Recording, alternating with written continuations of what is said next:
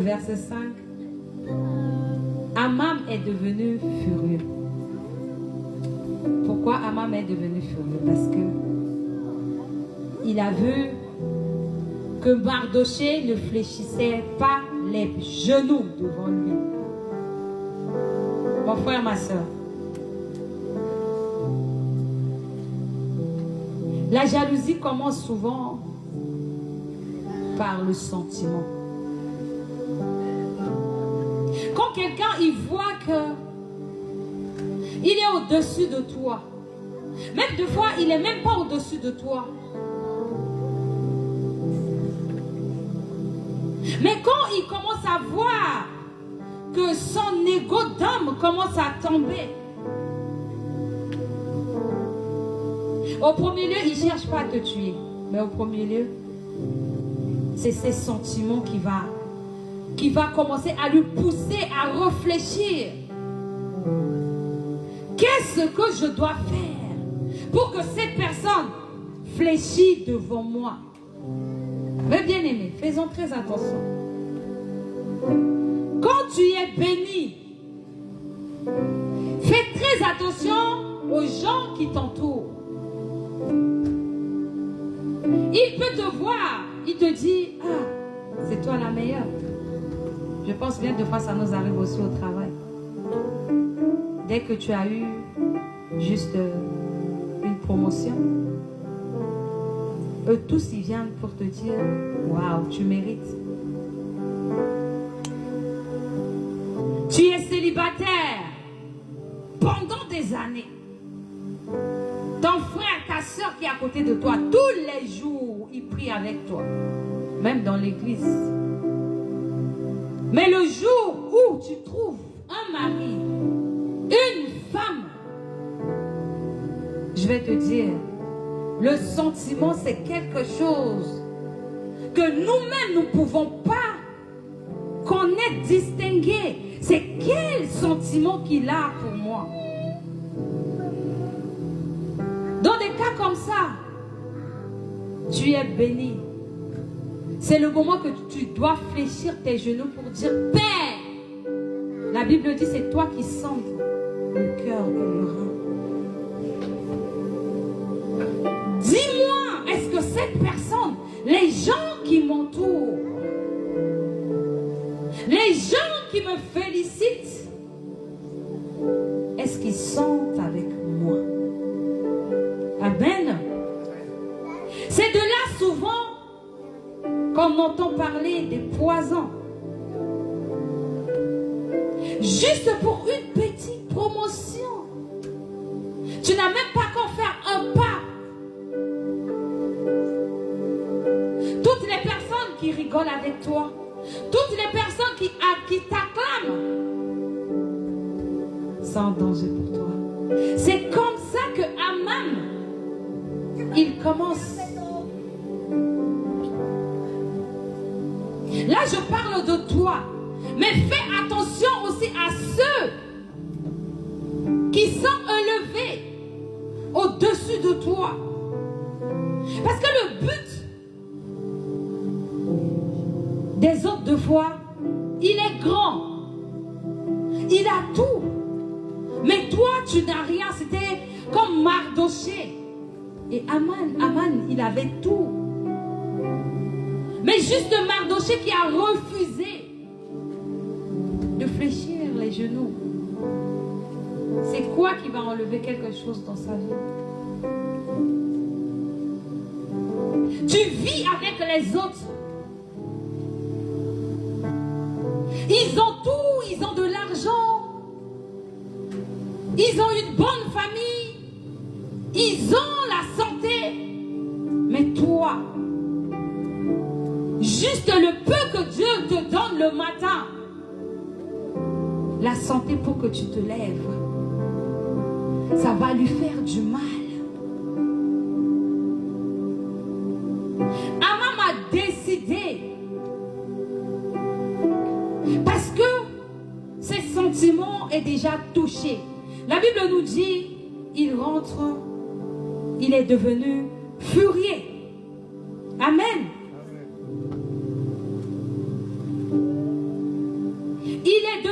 furieux contre Mardochée.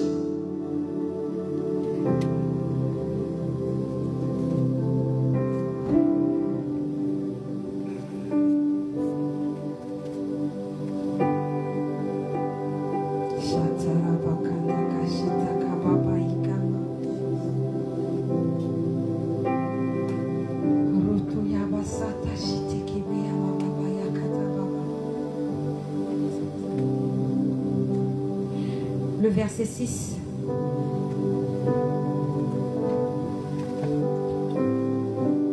Mais il dédaigna de porter la main sur Mardochée seul, car on lui avait dit de quel peuple était Mardochée, et il voulut détruire le peuple de Mardochée, tous les Juifs qui se trouvaient dans tout le royaume d'Assyrus. Frère, quand l'ennemi commence à te chercher, ne pense pas que c'est toi seul. Toi, tu viens dans l'église. Toi, tu sais prier. Toi, tu connais les armes spirituelles pour te protéger avec. Mais ceux qui t'entourent, vous ne trouvez pas souvent bizarre quand tu commences à être attaqué? Des fois, toi, tu es en bonne santé, on ne te touche pas. Mais ce sont tes enfants. On va d'abord toucher à tes enfants. Parce que si le sentiment qui est tourné comme ça devient la jalousie, maintenant les complots, ça commence à se manifester. Pour te voir à terre, qu'est-ce que l'ennemi doit chercher? Ce sont les gens qui t'entourent. Aman avait décidé de ne plus tuer que Mardochée, mais tous les Juifs qui vont avec. Le complot, c'est quelque chose de très dangereux pour nous. Si tu ne fais pas attention au complot qui tourne auprès de toi, mon frère, ma soeur, même si tu pries comment, tu ne vas jamais arriver. Amen. Même Jésus, quand Jésus, l'ennemi commence à lui poursuivre, il commençait à monter un complot. Vous savez, quand les Juifs, ils ont décidé de tuer Jésus, ils sont aussi après Lazare. Est-ce que vous connaissez ce passage? Pourquoi? Nous allons lire ça ensemble. Amen. Lisons Jean chapitre 9, verset 11.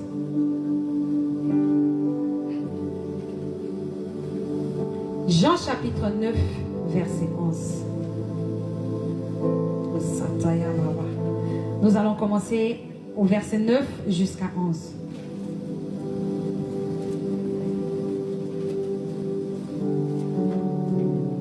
Vous avez trouvé? Alléluia. La foule, à partir de verset 9, la foule nombreuse de Juifs apprit que Jésus était à Béthanie. Ils y allèrent non seulement à cause de Jésus, mais aussi pour voir Lazare que Jésus avait ramené d'entre les morts. Verset 10. Les chefs des prêtres décidèrent alors de faire mourir aussi Lazare, parce que beaucoup des Juifs qui quittaient à cause de lui et croyaient en Jésus. Amen.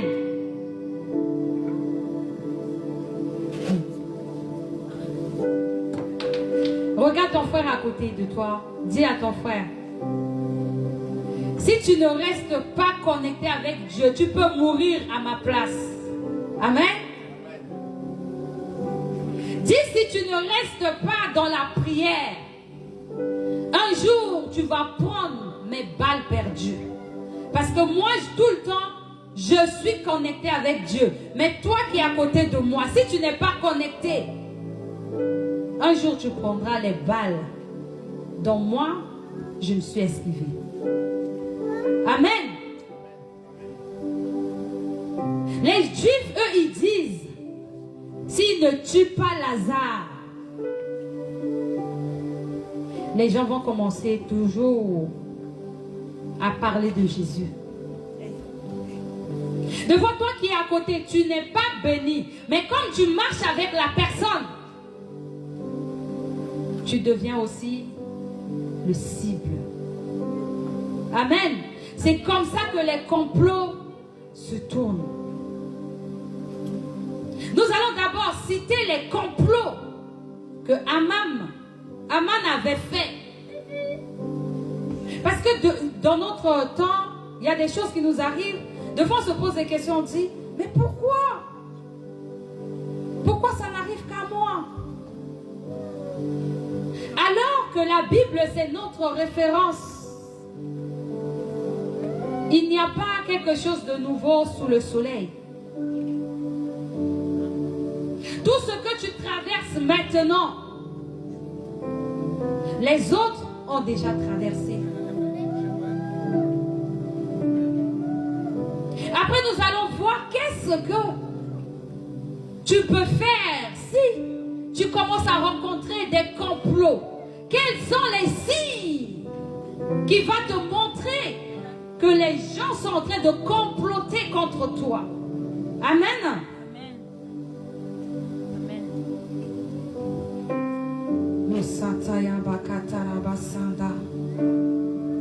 Jésus, je te demande de partager, de protéger tous les miens. Quand tu sors de ta maison, dis Seigneur, protège toutes les personnes qui m'entourent. Protège même mes voisins qui me voient tous les jours sortir de ma maison pour aller au travail. Tu dois prier pour toutes les personnes qui t'entourent. Prie pour tes collaborateurs. S'ils sont élevés, dis Seigneur, je te bénis pour mon frère, je te bénis pour ma soeur que tu as fait élever. Mais donne-lui un cœur pour ne pas qu'il devienne comme Aman pour ma vie. Priez. Dis Seigneur, si tu m'as béni, protège-moi pour ne pas que ceux qui m'entourent deviennent aussi des obstacles pour moi. Je vais vous donner un témoignage pour vous dire, le Saint-Esprit m'a dit de vous dire, de prier pour les voisins. Je ne sais pas pourquoi. Et ça me revient à la tête, le témoignage que je vais vous donner. C'était en 2011. Emmanuel était encore bébé. Moi et ma petite soeur, on était partis au marché hebdomadaire. Et à côté, il y a une cabine téléphonique. Écoutez-moi très bien ce témoignage que je vais vous dire. Comment l'ennemi peut comploter des choses derrière toi. Une personne que tu connais même pas. Ton voisin, que tu lui vois, salut, tu pars au travail. Écoutez cette histoire. On était rentrés dans une cabine téléphonique pour appeler au pays. Et dans cette cabine, il y avait une dame que je lui connaissais au marché et je lui évangélisais pour qu'on venait à l'église. Elle aussi, elle était dans la cabine.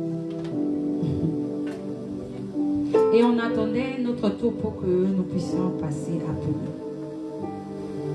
Cette dame, elle a appelé au pays et elle parlait en français. Elle pensait qu'elle parlait tout doucement, je ne sais pas. Elle a appelé un marabout au pays. Elle dit à ce marabout, mais papa, la chose que tu m'as envoyée là, j'ai fait. Ça ne marche pas. Je t'ai envoyé beaucoup d'argent, mais pour ça là, il y a mon petit frère qui va venir. Donne-lui ces choses-là à la mère qu'elle me ramène. Oh. On est là, on dit, hé, il n'a même pas honte. On n'avait pas vraiment capté la chose, mais on sait qu'elle parle pour des choses bizarres. Tellement qu'elle est furieuse. Mais je pense bien que c'était Dieu qui voulait me montrer l'âme de cette personne. Parce que j'étais derrière elle. Je l'appelle tout le temps pour qu'on parte à l'église. Et donc Dieu veut me montrer que cette personne, c'est pas une belle âme. Peut-être quand je serai avec elle, parce qu'en ce moment, je traversais des moments difficiles. Et peut-être quand je vais être avec elle, mon combat, ça va être multiplié même à 100. Parce que ce que j'ai écouté, ça m'avait fait peur. Je profite pour ce témoignage pour dire à quelqu'un, là où tu veux aller mettre tes pieds, même en amitié, même en mariage, fais très attention. Deux fois Dieu nous parle. Il te montre déjà, regarde cette famille. C'est une famille de la sorcellerie. Regarde cette famille. C'est une famille qui maltraite les belles filles. Regarde cette famille. Toi, tu dis non. Ce garçon, il est très beau. Cette fille, elle est très belle. Je m'en fous de ça. Quand je vais l'épouser, je vais faire ça à ma manière. Non. C'est Dieu qui a permis pour que tu connais là où tu vas mettre tes pieds. C'est pour te dire, il te provient. Ce combat n'est pas pour toi. Parce que lui-même, il te connaît avant que toi-même tu te connais. Amen. Dieu ne peut pas nous donner un combat que nous ne pouvons pas atteindre. Quand il met un combat devant toi, il sait que tu as la capacité. Lui-même, il va mettre sa force en toi pour aller combattre. Et s'il te montre ça, c'est pour te dire, Amen. Amen. Et donc c'est après, plus tard, que j'ai compris que Dieu ne voulait pas que je sois amie avec cette fille. Elle était en colère. Écoutez la suite. Elle dit non. Papa, j'en ai marre. À chaque fois que je vois ma voisine, je dis, ta voisine, même pas ma soeur, même pas ma copine. À chaque fois que je vois cette dame, ma voisine là, elle m'énerve. Quand elle descend de l'ascenseur avec son mari, elle pense qu'elle est déjà trop arrivée. Et ce qui est bizarre dans l'histoire, la fille même, elle est mariée. Vous avez vu comment les gens peuvent comploter les choses derrière toi. Tu ne lui connais même pas. Elle continue, elle a dit, papa, envoie-moi ça. Le matin, très tôt le matin, je dois déposer devant leur porte. Même l'autre encore, je mets dessous leur voiture. Et quand elle va traverser, ça y est, je veux seulement le divorce. J'ai attrapé ma petite soeur comme ça. J'ai dit, hey. Tu as écouté ça? La soeur a dit oui. Ma petite soeur qui dit, Yaya, on va rester ici, il faut qu'on regarde, tu sais. Il y a des petites soeurs qui aiment trop le Congo, ça là. On va voir qui est cette personne. J'ai dit, c'est une Africaine qui parle. Il faut qu'on aille se cacher pour voir. On est sorti. On voit qui sort avec la poussette. J'ai dit, Seigneur, tu es Seigneur. Et la fille que je cherche pour ramener à l'église, c'est une sorcière. Comment tu peux aller comploter pour aller détruire le mariage d'une personne qui est juste ta voisine? Ce n'est même pas ta copine. Mes frères et sœurs, les complotistes, ils sont méchants. La sorcellerie, c'est pas seulement aller sortir la nuit. Eux-mêmes, ils dépassent la sorcellerie. Prie pour tes voisins. Je ne sais pas ce que mes voisins traversent, Seigneur. S'ils sont élevés, donne-leur un cœur. Pas pour m'aimer, peut-être pour me supporter. Parce que je suis leur voisin. Si tu es élevé, ne les snob pas quand tu les vois. Bonjour mon frère, bonjour ma soeur. Dis en toi que Dieu vous bénisse. C'est très important de prier pour les gens qui nous entourent. Dis au Seigneur, donne le cœur d'amour à ceux qui me regardent. Quand je passe, fais à ce que les gens puissent m'aimer. Parce qu'ici, ils ne portent pas l'amour en eux, c'est la haine. Caïn avait tué Abel parce qu'il n'avait pas amour en lui. Parce que Dieu avait exaucé sa prière. Tandis que Abel n'était pas un poids, n'était pas un blocage pour son frère. Prie pour les gens qui t'entourent. Parce que quand les complots, ça commence, ça va jamais arrêter. Parce que le but, la fin, c'est pour te voir tomber. Tant que tu ne tombes pas, il ne va jamais être satisfait. Malgré que tu lui as jamais fait quelque chose du mal. Nous allons toujours avancer.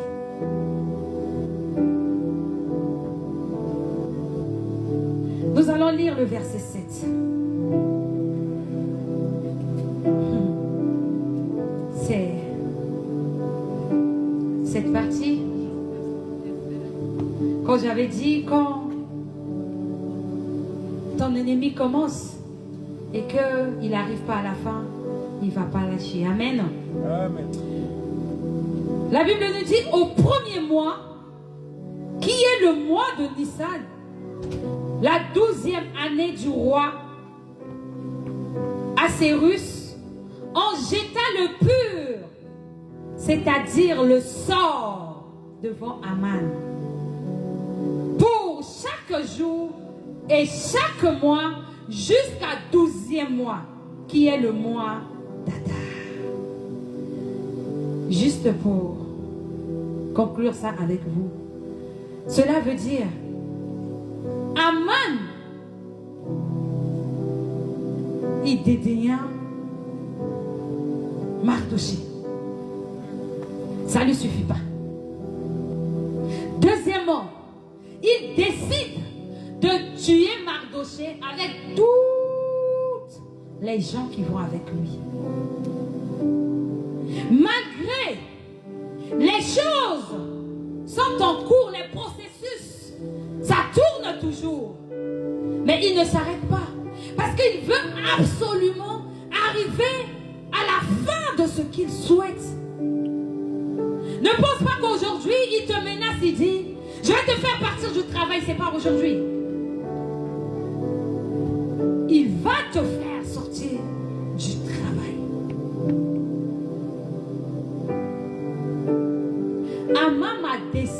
Aman a décidé d'aller voir les féticheurs. La parole de Dieu nous dit,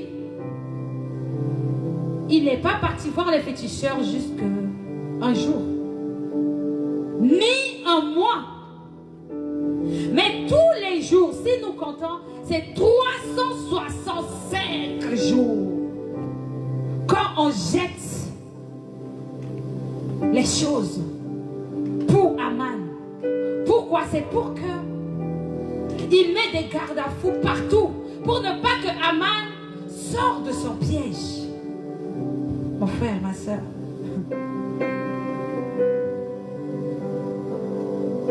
quand on te dit quelqu'un se lève, il part chez le marabout. Quand tu dis ouais, j'ai entendu, je prie, je sais que tout a déjà accompli. Toi tu pries que aujourd'hui, mais lui il continue toujours. Quand je lisais cette partie jusqu'à 365 jours, je dis est-ce qu'on peut féticher quelqu'un comme ça? Toi tu manges pas, t'as pas d'autre chose à faire.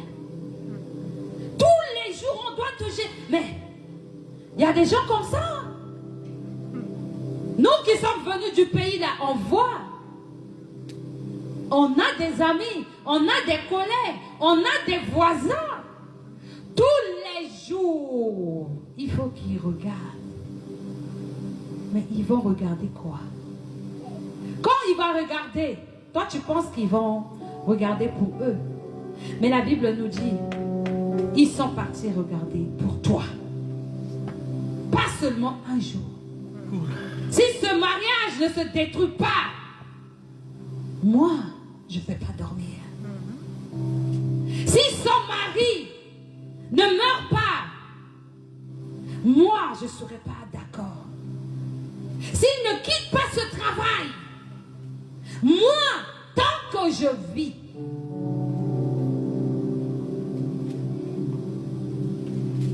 tu penses que tu es en vie parce que tu pries? Non. C'est par la grâce de Dieu. Amen. Amen.